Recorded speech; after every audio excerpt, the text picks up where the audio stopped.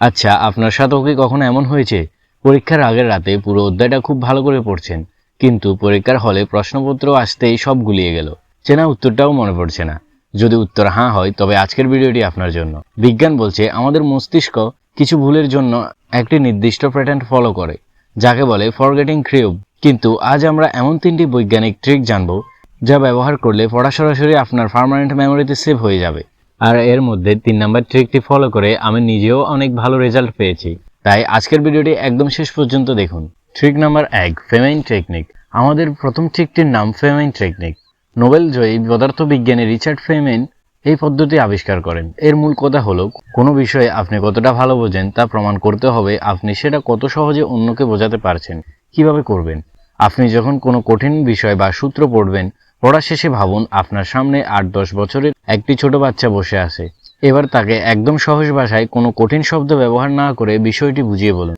আপনার সামনে কেউ না থাকলে ঘরের আয়নার সামনে দাঁড়িয়ে বা দেওয়ালে হাত রেখে নিজেই নিজেকে শিক্ষকের মতো বুঝিয়ে বলুন। বিজ্ঞান বলে যখন আপনি কাউকে কোনো কিছু শেখানোর চেষ্টা করেন, তখন আপনার মস্তিষ্ক সে বিষয়টি সবচেয়ে বেশি গুরুত্ব দেয় এবং তা দীর্ঘস্থায়ী হয়। দ্বিতীয় ট্রিকটি হলো স্পেসড রিপিটেশন। আমরা সাধারণত ভুল করি কোথায় জানেন? একটা পড়া আজ পড়ার পর সেটা সরাসরি পরীক্ষার আগের রাতে গিয়ে রিভিশন দিই। মাঝখানে এই লম্বা সময় আমাদের ব্রেন সেই পড়ার 90% ভুলে যায়। কিভাবে করবেন? বিজ্ঞানসম্মত উপায় হলো পড়াটি একটি নির্দিষ্ট সময়ের ব্যবধানে রিভিশন দেওয়া। যেমন প্রথম রিভিশন পড়ার ঠিক 24 ঘন্টার পর, দ্বিতীয় রিভিশন পড়ার 3 দিন পর, তৃতীয় রিভিশন পড়ার 7 দিন পর, চতুর্থ রিভিশন 1 মাস পর। এই পদ্ধতিতে রিভিশন দিলেই পড়াটি আপনার শর্ট টার্ম মেমোরি থেকে চিরতরের লং টার্ম মেমোরিতে চলে যাবে এবং পরীক্ষার হলে চাইলেও আপনি তা ভুলতে পারবেন না। Trick number 3, Pomodoro technique. আমাদের তালিকায় শেষ এবং সবচেয়ে কার্যকারী ট্রিক হলো প্রোমোডোমো টেকনিক। অনেকেই ভাবেন টানা 3-4 ঘন্টা টেবিল ছেড়ে না উঠে পড়লেই বোধহয় বেশি মনে থাকে, কিন্তু বৈজ্ঞানিক গবেষণা বলছে মানুষের মনোযোগ 25 থেকে 30 মিনিট পর কমতে শুরু করে। কিভাবে করবেন? আপনার পড়ার সময়টাকে ছোট ছোট ভাগে ভাগ করে নিন। 25 মিনিট সম্পূর্ণ মনোযোগ দিয়ে পড়ুন। খেয়াল রাখবেন ওই সময় মোবাইল বা অন্য সব মনোযোগ নষ্ট করার জিনিস দূরে রাখুন। 25 মিনিট পর একটি টাইমার সেট করে 5 মিনিট একটা ছোট ব্রেক নিন। এই ব্রেকে একটু হেঁটে আসতে পারেন বা পানি খেতে পারেন।